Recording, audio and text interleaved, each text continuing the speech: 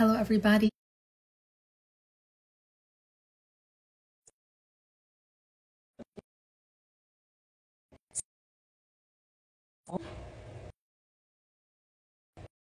Hello. Hard time. I got like a call the second I started the live, and apparently, even when you decline the call, it's my phone was just like having Oh, seizures, like it just could not okay. handle it. So here I'm we are. glad it's now up and running. Nice to see you. Yes, all ready to rock and roll. Alrighty, so we have a good question this week. I do. Do you have it like in front of you? I know that it was like Yeah, so okay, it's amazing. wondering how to handle Passover and all year, in parentheses, with toxic Hmm. mother-in-law, being together and she's always meddling into our life. That's a Yes. tough question. And then like it's a very tough question, and the reason I chose it was because I feel like many people can identify with this. Like they're going to be around family members that they have toxic relationships with. And there was another question that I could not find for the life of mine. Like after you open up the questions on the NGL, they don't like you can't Hmm. close them again to Yeah, not see like so that you should know yeah, that you like didn't answer. So basically then you just have like 1,000 questions that you have to like keep opening to see like which one that was, and I couldn't find it, but it was a similar question with somebody that said they have a parent that has a personality disorder, and they're really concerned about Pesach because like I think they said something like anything sets the person off, which makes sense. And I just felt like yes, there definitely like people definitely have difficult family members or yeah, difficult relationships, and how can we help yeah. them navigate that? So you Okay, want to hit thank it you. first? So I would make a distinction between personality disorders and toxicity. Personality disorders have Mm-hmm. toxicity that comes along with the disorder, but not all relationships that are toxic indicate a personality disorder is present. So to me, they're two very Mm-hmm. separate conversations. Um, when it comes to this person's question of like how to handle Pesach or Passover with an overbearing kind of mother-in-law, I would want to really define for this person what they do consider to be toxic, and then I'd be best able Mm-hmm. to answer that specific question. But they did specify the Mm-hmm. meddling part, so I can definitely speak to that part. Um, I think Mm-hmm. it's going to come down to serious boundaries. And it's our Mm-hmm. jobs to create and maintain boundaries. It is really, really Yes. hard to do. So it's okay if, Mm-hmm. like, the majority of the time you botch it up, especially if this is the first time that you are creating boundaries with your mother-in-law. But Mm-hmm. it's really about progress, not perfection. And so I think first understanding for yourself and identifying, okay, what is it that I need for this holiday? What would make this holiday a beautiful, nice holiday for myself? Then the next question is, how Mm-hmm. might that be impacted by my mother-in-law? And then what are creative things I Mm-hmm. can do to mitigate that, right? So, for example, getting Mm-hmm. outside, thank goodness, Passover equals warm weather oftentimes. So, Mm-hmm. getting outside, Yeah. getting fresh air. I know I say this in a lot of our videos, but I can't emphasize enough the mental health benefits of just walking and getting some fresh air and being in nature, getting vitamin D. Like these For are all sure. really important. Um, I think Mm-hmm. that you would want to identify preemptively some of the things that your mother-in-law has done in the past that you're worried about so that you can really make a plan for those things, right? So um, just some common Mm-hmm. examples that I hear is like, a in-law going into the person's bedroom uninvited or knocking on their private, Mm-hmm. bedroom door if they're married, or not married, but they're an adult. Mm-hmm. Um, um, Mm-hmm. I've heard before like folding laundry without being asked to fold their laundry, telling them what to Mm-hmm. eat, telling them how to parent. Right. Like What? making comments. Yeah. A lot Yeah. of Yeah. Commenting. commenting, Like a lot of commenting on correcting, or things. a lot Yeah. of questions, right? Mm-hmm. That can also feel very Mm-hmm. overwhelming for a lot of people. I'm trying to think if there are any other Mm-hmm. examples. Do you have any other examples of ways of meddling? I'm thinking like making comments. I didn't think specifically like what those would be, but like in the realm of what you were saying, like whether it's about their parenting or whether it's about what they're eating or wearing or the way they treat their spouse. So I'm thinking like how can we help this individual Yeah. if it's like verbal, the meddling is like verbal, what would be some like boundaries or So skills if it that would was be a verbal helpful? thing and not like a I'm going into your room or I'm going to knock on your door kind of Hmm. thing, then Hmm. then there's a few Yeah. ways. One is humor, but setting boundaries with humor. So saying Mm-hmm. something, saying something funny back if there's a comment about food choices, or saying something funny back when it comes to if Hmm. there's an appearance comment or a parenting comment, right? Humor can be awesome Hmm. because it creates a lightness, but it still conveys the message that you want to convey. Um, I would stay away from sarcasm Hmm. because even though sarcasm can be, one mode of humor, sometimes it can also create the negativity that you're trying to avoid. So the funnier and more Hmm. direct, the better, but leave the sarcasm, which is more passive aggression, out. Um, and it's Hmm. I think that's it's really hard very to do hard though. to Like you have do, to be very but here's talented. the cool To thing. use What? humor is hard, and then to not make it like to use humor in a It's moment when very you're being hard. hurt like verbally is very difficult, especially if you don't want it to be like sarcastic Exactly. and So, attacking back. so Like here's I the can cool never do thing that. is So that thanks. usually when it comes to meddling mothers-in-law, right, we already know the kinds of comments or questions Mm-hmm. we're going to get, right? So we can proactively come up with responses that are both clever, funny, and boundaried. So we're not having to think on the spot, right? So Mm-hmm. if your mother-in-law is the kind of person Mm-hmm. that's going to comment on your food choices or the quantity of food that you eat, Mm-hmm. right? Whatever it is, right? So you can come up with a few different examples of things to say back, right? Like, do you want to come with me to the bathroom also? Or like, I don't know, I'm Mm-hmm. trying to think of like, because someone asked for an example here. Or we Yeah. can just be like very, very clear and be like, you know what? I actually don't want anyone to comment on the food I'm eating.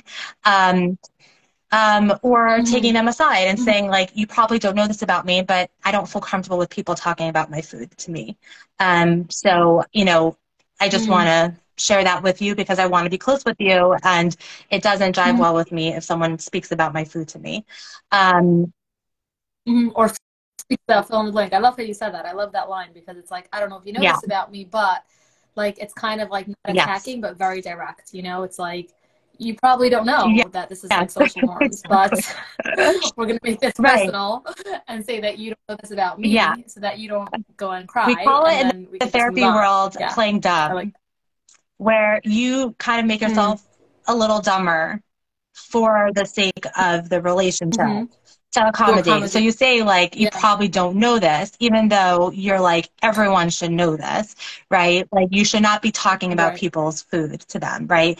Um, Right. but you're giving them the space to not know it because maybe they don't.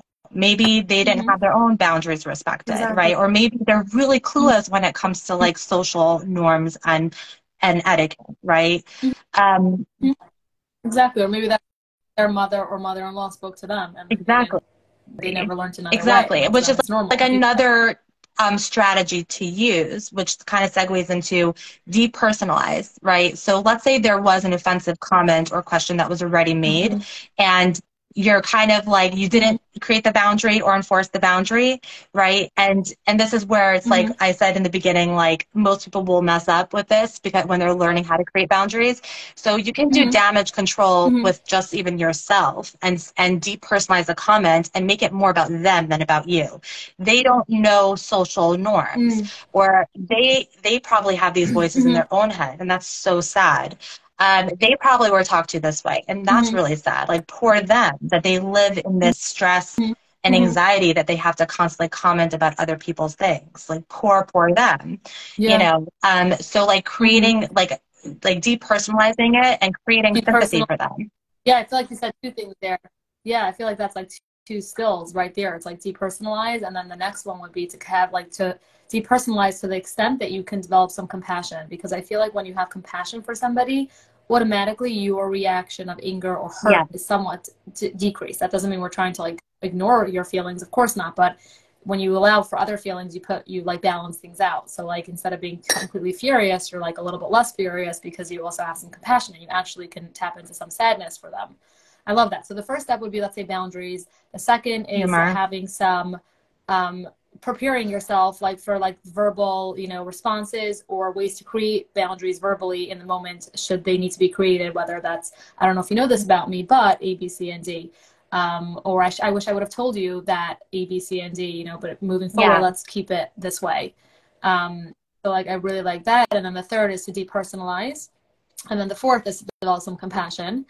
I know my brain is No, like works the I love numbers it. today. I don't know. And the So last go with it. technique is like I would think it's like almost like lean into it. And this is kind of similar to the humor, is almost dramatize it. So like if let's say you know, an in-laws commenting about some, you know, a person putting sugar into their drink or putting salt into their food, right? Mm-hmm. And they make a comment about that, right? So Mm-hmm. then, I mean, this might kind of be considered like chutzpah, but like something like, you know, be like, oh, is it too much? Like, oh, I love getting, you know, I love getting whatever, you know, like whatever the fear is to kind of like dramatize it, Mm-hmm.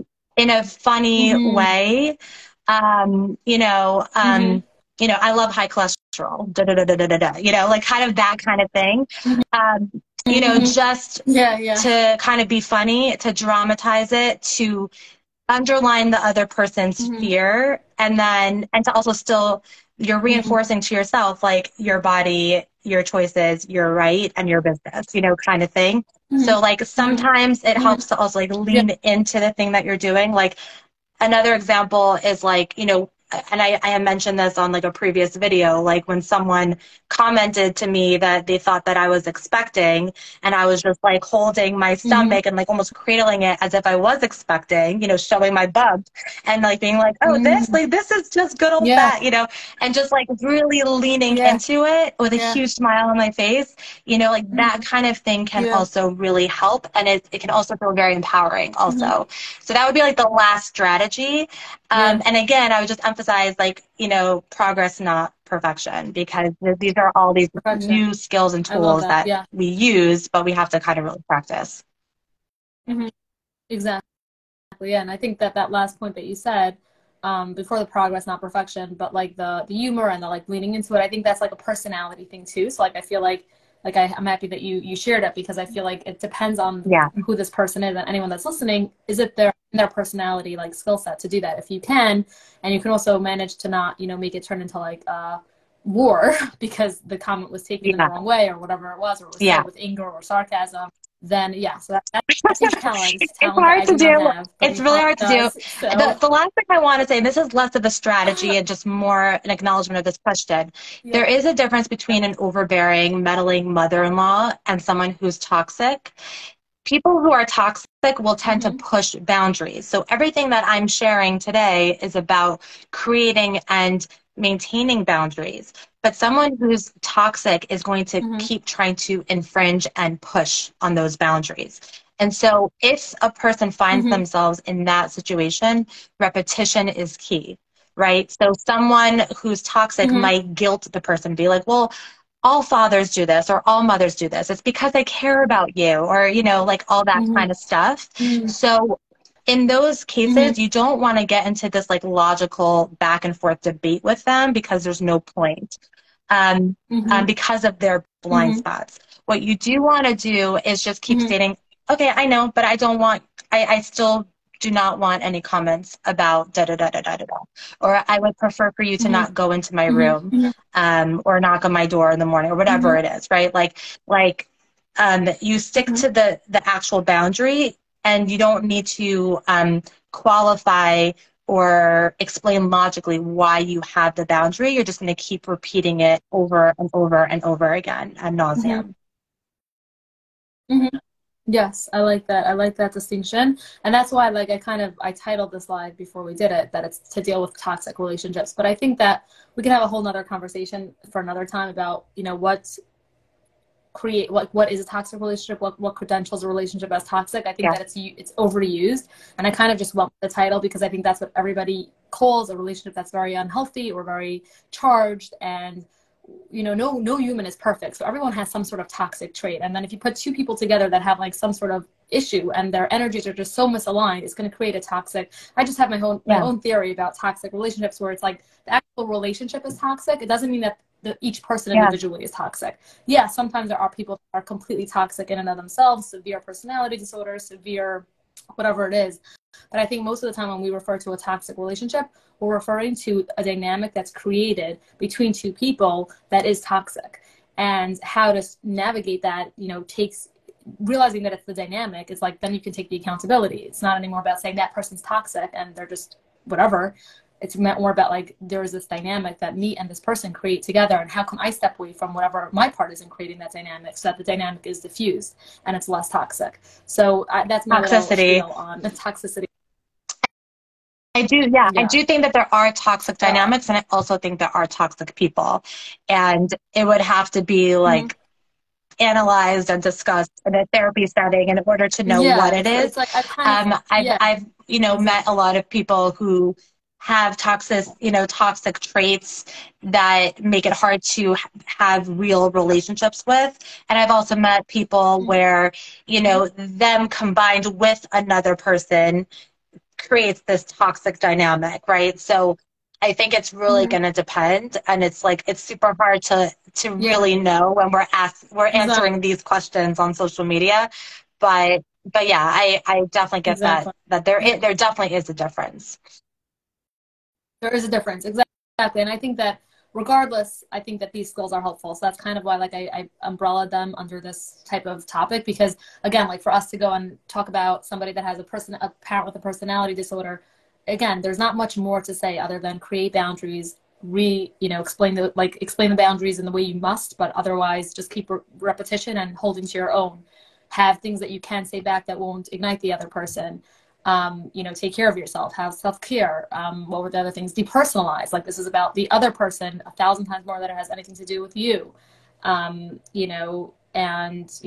diffuse as much as you can, spend time away from this toxic person or the toxic relationship. Like, for sure, these are the basics. For sure. I would just say that if someone is meddling versus like someone has a personality disorder, someone who's meddling can be spoken to, right? And there's like what to work with.